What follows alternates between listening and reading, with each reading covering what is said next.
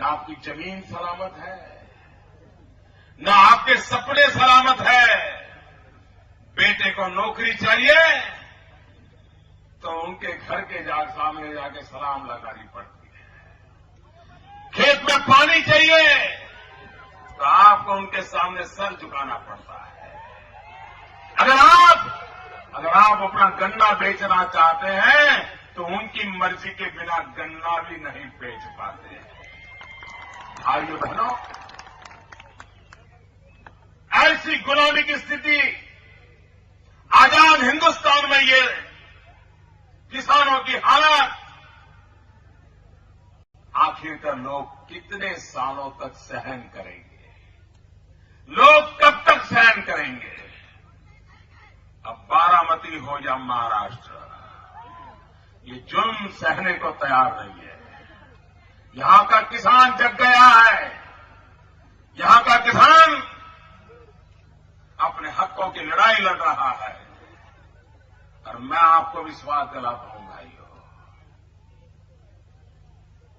आने वाले दिन सच्चे अर्थ में आपके लिए आजादी का अवसर लेकर के आएंगे। 15 अक्टूबर को 1930 में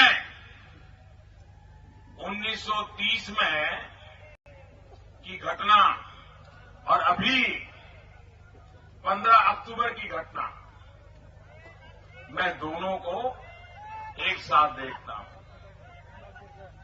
महात्मा गांधी ने 1930 में दांडी यात्रा करके एक मुट्ठी भर नमक उठाया था। एक मुट्ठी भर नमक उठाया था और उस मुट्ठी भर नमक ने पूरी अंग्रेज सल्तनत को हिला दिया था। पूरी अंग्रेज सल्तनत को हिला दिया था। एक प्रकार से गांधी की उस मुट्ठी भर नमक वाली घटना इसने हिंदुस्तान का आजादी का विश्वास हजारों गुना बढ़ा दिया था। अंग्रेज सल्तनत को हिला दिया था। मैं देख रहा हूं 15 अक्टूबर को मुट्ठी की भी जरूरत नहीं पड़ेगी।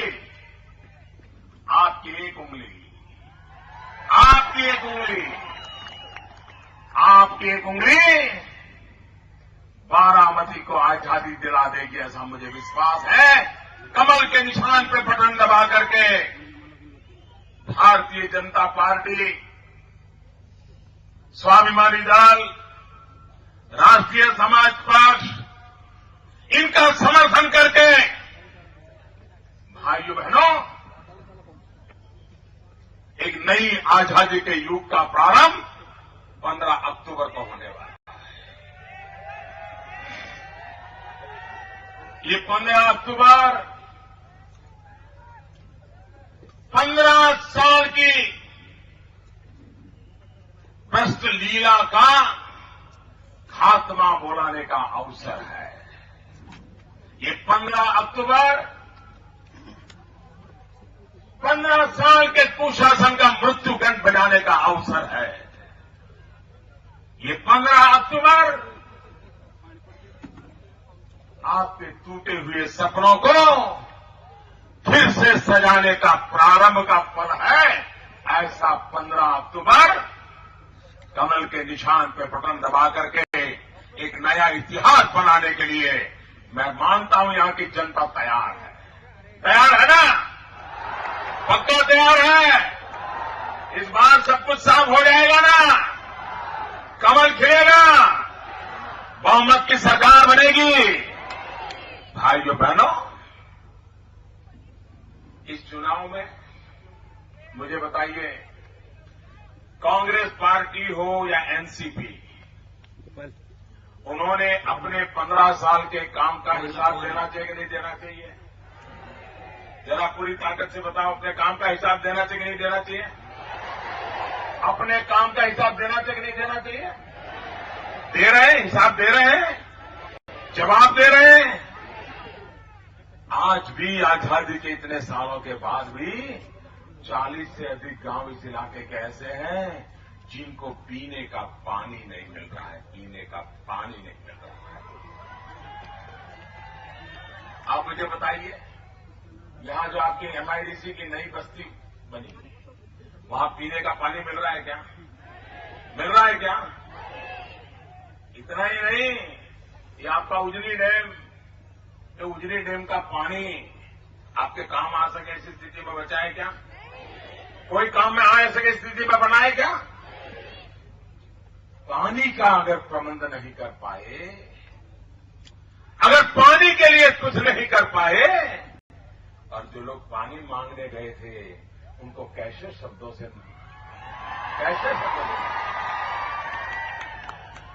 कोई सोच नहीं सकता है कि ऐसे लोग सार्वजनिक जीवन में नेता बन जाए, मंत्री बन जाए, शासन की धुरा संभाल ले। माथा शर्म से झुक जाता है भाइयों, माथा शर्म से झुक जाता है। और इसलिए सम्मान के खातिर मैं कह रहा हूं भाइयों बहनों, इस गुलामी से मुक्ति चाहिए। बारामती में मुक्ति का संदेश गूंजना चाहिए और अपने सपनों को सजाने के लिए हम अपनी मेहनत, कड़ी मेहनत से आगे बढ़ेंगे, ये विश्वास से निकल पड़ना चाहिए। और मैं आपके साथ हूं भाइयों, मैं बारामती के साथ हूं। इतने सालों तक सरकारों में बैठे हुए लोग सरकारी खजाना यहां कितना ले आए, कितना ले आए? इतना खजाना एक जिले में आया है, अगर वो किसी राज्य में गया होता तो पूरा राज्य खड़ा हो जाता, लेकिन खजाना कहां गया पता ही नहीं चलता। कहां गया पता ही नहीं चलता है। ये एनसीपी की घड़ी टिक टिक भी नहीं करती है, सब कुछ चुपचाप करती है, बोले बिना करती है। और उनकी घड़ी में आपने देखा होगा 10-10 बज रहा है। ये 10-10 क्या कह रहा है मालूम है? ये एनसीपी की घड़ी कह रही है 10 साल में 10 गुना भ्रष्टाचार किया है। 10 साल में 10 गुना भ्रष्टाचार का प्रतीक है उनका ये घड़ी।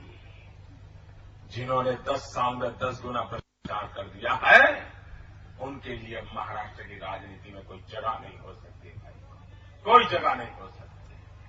और इसलिए मैं आज आपसे आग्रह करने आया हूं, मुझे बताइए, ये धनकर समाज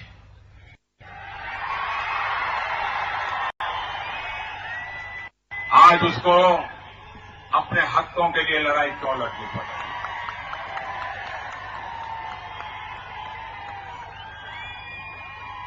कम से कम अरे इनको सुनना तो चाहिए था, उनकी भावनाओं को समझना तो चाहिए था।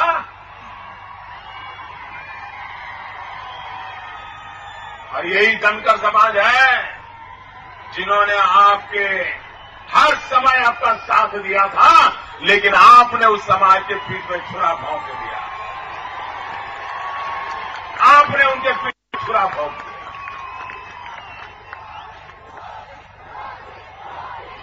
भाइयों बहनों, धनकर समाज ने आज मेरा विशेष सम्मान किया है। मैं उनके प्रति अपना आभार व्यक्त करता हूं।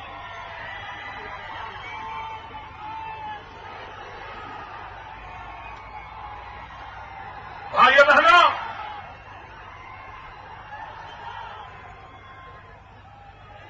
आप मुझे बताइए, यहां पर जो चीनी मिले हैं, जो कोऑपरेटिव चीनी मिले हैं, वो तो कर्ज में डूबी रहती है, लेकिन उसी कोऑपरेटिव को चलाने वाले जब अपने प्राइवेट मिलें चलाते हैं तो वहां तो अरबों खरबों का मुनाफा होता है। ये कौन सी चालाकी है, ये कौन सी चालाकी है? और इसलिए भाइयों बहनों, ये वो लोग हैं जिनकी बातों पर अब भरोसा नहीं कर सकते। कांग्रेस पार्टी 60 साल हो गए, 60 साल पंचायत से लेकर के पार्लियामेंट तक उन्हीं की सरकार चलती थी, उन्हीं की। 60 साल तक उन्होंने राज किया कि नहीं किया भाइयों? एक चक्री राज किया कि नहीं किया? क्या 60 साल में ये कांग्रेस वाले कभी अपने काम का हिसाब दिया है क्या? कोई हिसाब दिया है क्या? बताया क्या? वादे निभाए क्या? घोषणा किया क्या? नहीं किया ना। और अभी 60 साल तक जिन्होंने हिसाब नहीं किया वो मेरा 60 दिन का हिसाब मांग रहे हैं।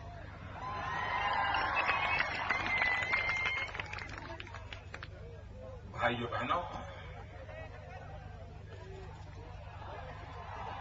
मैं जानता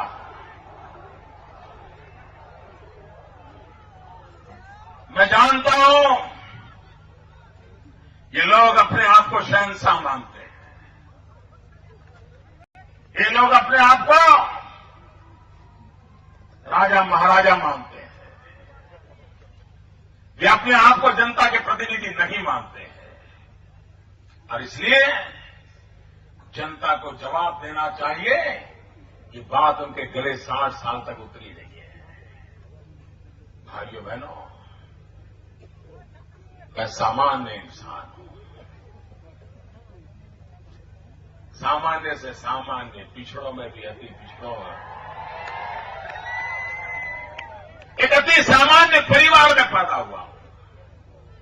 मैं किसी प्रधानमंत्री के घर में पैदा नहीं हुआ हूं, मैं किसी मुख्यमंत्री के घर में पैदा नहीं हुआ हूं, मैं किसी मंत्री के घर में पैदा नहीं हुआ हूं। मैं एक सामान्य परिवार में पैदा हुआ हूं, जो चाय बेचते बेचते आज यहां तक पहुंचा हूं।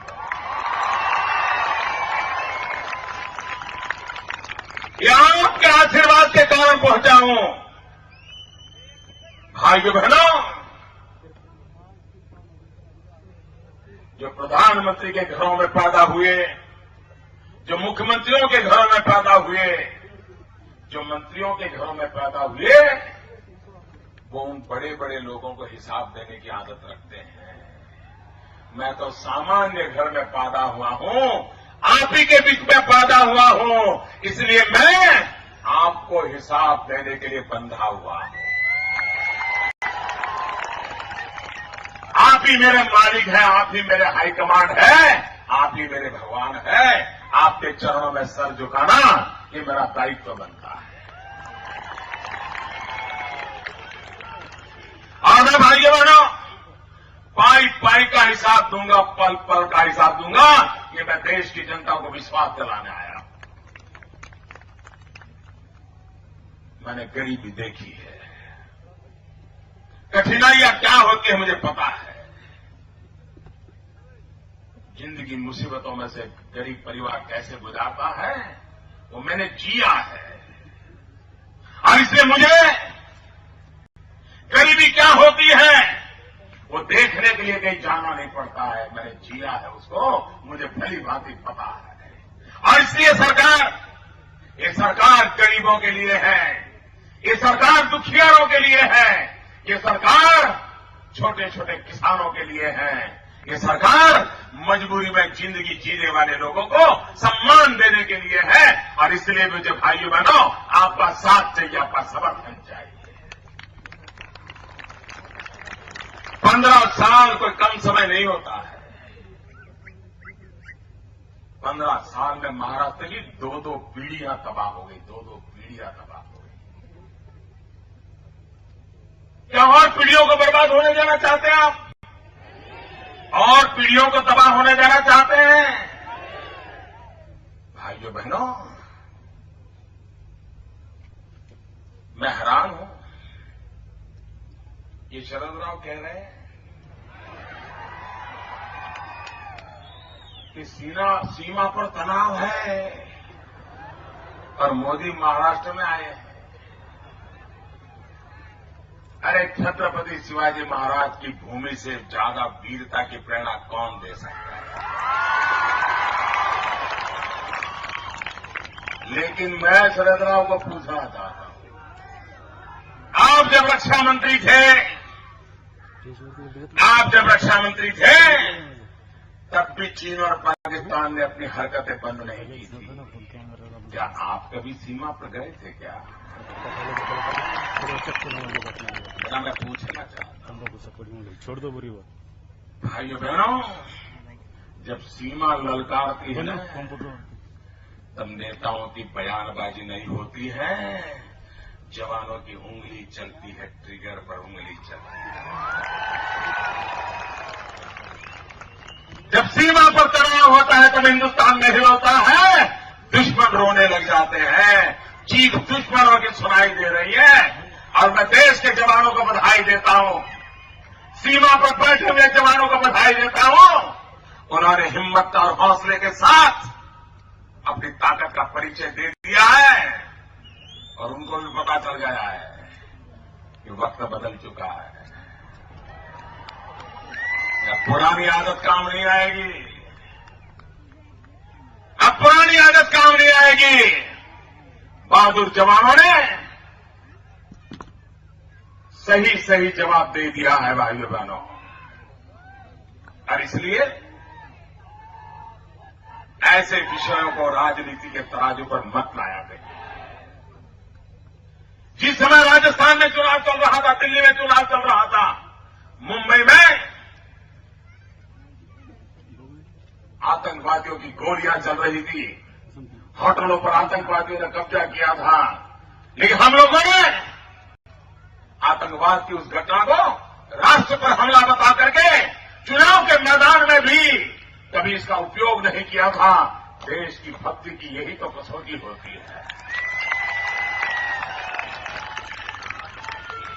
और मैं पूछना चाहता हूं, महाराष्ट्र में इतनी आतंकवादी घटनाएं घटी, सैकड़ों लोगों को मौत के घाट उतार दिया गया। रेल हो या आपके पुणे जिले में क्या कुछ नहीं हुआ है, पुणे शहर में क्या कुछ नहीं हुआ है, मुंबई में क्या नहीं हुआ है, मालेगांव में क्या नहीं हुआ है। और आप होम मिनिस्ट्री आपके पास थी, आतंकवादियों को पकड़ने में भी सफल नहीं हुई, आप आतंकवादियों तक पहुंचने में सफल नहीं हुई। आप हमारा हिसाब मांग रहे हो, और इसलिए मैं कहने आया हूं भाइयों बहनों, मेहरबानी करके राजनीतिक लाभ के लिए सीमा पर तैनात जवानों को निराश करने वाली भाषा मत बोलिए। ये मातृभूमि की सेवा के लिए जी जान से लड़ रहे हैं, और आप राजनीतिक छींटाकशी कर रहे हो। शर्म आनी चाहिए आपको। अरे सरकारें आती हैं, जाती हैं, बनती है, बिगड़ती है, चुनाव आएंगे, जाएंगे, लेकिन मां भारती के लिए मरने मिटने के लिए तैनात जवान, उनको निराश करने वाली बातें कभी मत बोला करो। और हम हमारी जिम्मेवारी समझते हैं, और लोग मेरे इरादा को भली भांति जानते हैं। इसको मुझे शब्दों में कहने की जरूरत नहीं होती है। और इसलिए भाइयों बहनों, जहां पर जवान को बोलना है वहां जवान की उंगली बोलती है, ट्रिगर में हाथ रख करके बोलती है। दोस्तों, बोलती रहेगी। भाइयों बहनों, आप मुझे बताइए, यहां के कृषि क्षेत्र को आधुनिक बनाना चाहिए, नहीं बनाना चाहिए? हमने तय किया है प्रधानमंत्री कृषि सिंचाई योजना। इस प्रधानमंत्री कृषि सिंचाई योजना के तहत हमने गांव-गांव किसान के खेत तक पानी पहुंचाने का एक पूरे देशव्यापी भगीरथ काम हाथ में लिया है भाइयों। और किसान को अगर पानी मिल जाए तो मिट्टी में से सोना पैदा कर सकता है। ये किसान की ताकत होती है। हमारे महाराष्ट्र में किसान फलों की खेती की तरफ मुड़े, अंगूर हो, संतरे हो, अनेक प्रकार के फलों की खेती में लगे, लेकिन बेचारे का फल पकते ही 2-4 दिन से ज्यादा जिंदा नहीं रहता, खराब हो जाता है। किसान की मेहनत पानी में चली जाती है, उसको पैसे नहीं मिलते हैं। उसका कोई उपाय हो सकता है? नहीं होता। हम उपाय ढूंढ रहे हैं। मैं अभी अमेरिका गया था। ये जो सॉफ्ट ड्रिंक बनाने वाली कंपनियां हैं, पेप्सी, उसके सीईओ को मैंने पूछा, मैंने कहा आप ये ठंडे पीने बेचते हो, क्या बोलते हैं उसको, ठंडे सॉफ्ट ड्रिंक, कोल्ड ड्रिंक बेचते हो? मैंने उनसे कहा क्या उसके अंदर 5% फलों का रस मिक्स किया जा सकता है क्या? आप कल्पना कर सकते हैं, अरबों खरबों रुपयों के ये कोका कोला, ये पेप्सी, ये सब बिकता है। अगर 5% भी सच्चे फलों का रस उसमें मिलना पक्का हो जाए तो हिंदुस्तान के किसान जो फल पैदा करते हैं, ये खरीदने वाले उनके खेत में आके खड़े हो जाएंगे लेने के लिए, और जो चाहे वो दाम से कमाएगा, जो चाहे वो दाम कमाएगा। उन्होंने मुझे कहा जांच करते हैं। मैंने भारत सरकार के भी लेबोरेटरीज को कहा है कि जांच करो। अगर 5% भी अगर असली जूस डाल दिया जाए तो हिंदुस्तान के किसान के फल ऐसे खेत में ही बिकना शुरू हो जाएंगे, उसको कभी रोने की नौबत नहीं आएगी। भाइयों, समस्याओं का समाधान ऐसे होता है। लेकिन भाइयों बहनों, किसान की बातें करना, किसान के नाम पर वोट ले लेना, लेकिन किसानों के भाग्य के बदल के लिए कोई प्रयास नहीं करना, इससे क्या होगा? आप मुझे बताइए, यहां कोई भी किसान हो, कोई भी किसान, आपके घर में अगर 3 बेटे हैं तो आप क्या चाहते हैं? हर किसान कहता है एक बेटा तो खेती करेगा, लेकिन 2 को तो नौकरी पर लगा दूंगा। हर किसान सोचता है कि भाई अब 3 बेटे ये खेती पर नहीं चल पाएंगे, 2 को तो कहीं शहर में नौकरी के लिए भेजना पड़ेगा। ये नौकरी मिलेगी कहां से? उसके लिए उद्योग लगाने पड़ेंगे, कारखाने लगाने पड़ेंगे, हमारे नौजवानों का स्किल डेवलपमेंट करना पड़ेगा, उनको रोजगार मिले इसका प्रबंध करना पड़ेगा। और इसलिए हमने मेक इन इंडिया मूवमेंट शुरू की है। दुनिया भर के लोगों को कहता हूं, आओ यहां पूंजी निवेश करो, कारखाने लगाओ, इंफ्रास्ट्रक्चर खड़ा करो, हमारे नौजवानों को रोजगार दो। और आज दुनिया तैयार हो गई है। मैं जापान गया, चीन वालों से मिला, अमेरिका गया। $100 बिलियन अब तक उन्होंने घोषणा की है। $100 बिलियन भाइयों, $100 बिलियन, करीब 6 लाख करोड़ रुपया ये पूंजी निवेश, ये पहले ही 3 महीने में लोगों ने इरादा जाहिर किया है। ये नौजवानों को रोजगार की गारंटी बनने वाला है। भाइयों बहनों, विकास के बिना हमारी समस्याओं का समाधान होने वाला नहीं है, और इसलिए विकास के रास्ते पर हमें चलना होगा। और हमारा मकसद है विकास, और एक बार उस दिशा में चल पड़ेंगे तो स्थितियां बदल जाएगी। आप मुझे बताइए भाइयों बहनों, ये हमारा हिंदुस्तान छत्रपति शिवाजी के जमाने में भी था कि नहीं था? मुझे बताइए, था कि नहीं था? हिंदवी स्वराज का डंका पूरे हिंदुस्तान में बजता था कि नहीं बजता था? बाद में क्या हुआ? महाराष्ट्र का डंका बजना बंद हो गया। क्या कारण है? कौन जिम्मेवार है? भाइयों बहनों, ये तबाही की गई है। भाइयों बहनों, मुझे बताइए, देश आजाद होने के बाद ये हिंदुस्तान था कि नहीं था? कांग्रेस के राज में हिंदुस्तान था कि नहीं था? लेकिन दुनिया में कोई पूछता था क्या हमें? कोई हिंदुस्तान का नाम लेता था क्या? अमेरिका में कभी हिंदुस्तान की गूंज सुनी थी क्या आपने? कभी सुना था अमेरिका में भारत मां की जय हो सकती है? सुना था कभी? अभी हो रही है कि नहीं हो रही है? हो रही है कि नहीं हो रही है? क्यों हो रही है? क्यों हो रही है? मोदी के कारण नहीं हो रही है। ये गूंज मोदी के कारण नहीं है, ये जादू मोदी का नहीं है, ये करिश्मा मोदी का नहीं है, ये करिश्मा आपका है, आप लोगों का। 125 करोड़ देशवासियों का जादू है, 125 करोड़ देशवासियों की ताकत है कि आज दुनिया हिंदुस्तान का नाम लेने लग गई है। ऐसा क्या पराक्रम किया? 5 महीने पहले जब लोकसभा का चुनाव हुआ 125 करोड़ देशवासियों ने एक मत से पूर्ण बहुमत वाली दिल्ली में सरकार बना दी। दिल्ली में पूर्ण बहुमत वाली सरकार 30 साल के बाद बनी। पूर्ण बहुमत वाली सरकार बनने के कारण दुनिया जब मोदी से मिलती है ना, तो उसको अकेला मोदी नहीं दिखता है, मोदी के पीछे उसको 125 करोड़ हिंदुस्तानी दिखते हैं।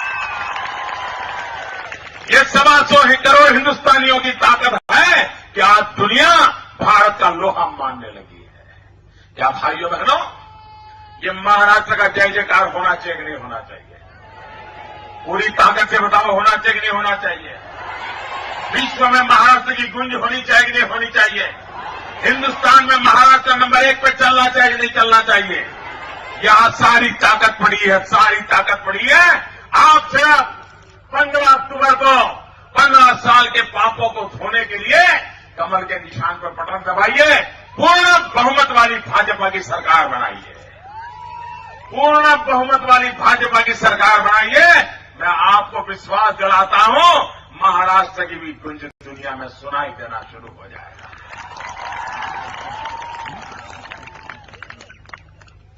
सारे उम्मीदवार मेरे पास आ जाएं, जो चुनाव लड़ रहे हैं वो आ जाए, जो चुनाव लड़ रहे हैं वो आ जाए, इस क्षेत्र में जो चुनाव लड़ रहे हैं वो आ जाए। अच्छा भाइयों बहनों, मेरी एक बात सुनोगे, मेरी एक बात मानोगे? मुझे सबका जवाब दीजिए, थोड़े लोगों का नहीं। मेरी बात मानोगे? मेरी बात मानोगे? यहां से जाते समय कोई प्लास्टिक की बोतल हो, कोई कूड़ा कचरा हो, कागज पड़ा हो, सारा उठा करके ले जाओगे। ये भारत माता को गंदा करने का हमें अधिकार नहीं है। यहां कोई कूड़ा कचरा छोड़ करके नहीं जाओगे ना? पक्का?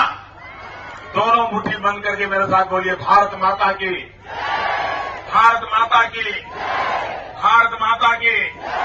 बहुत बहुत धन्यवाद। Thank you.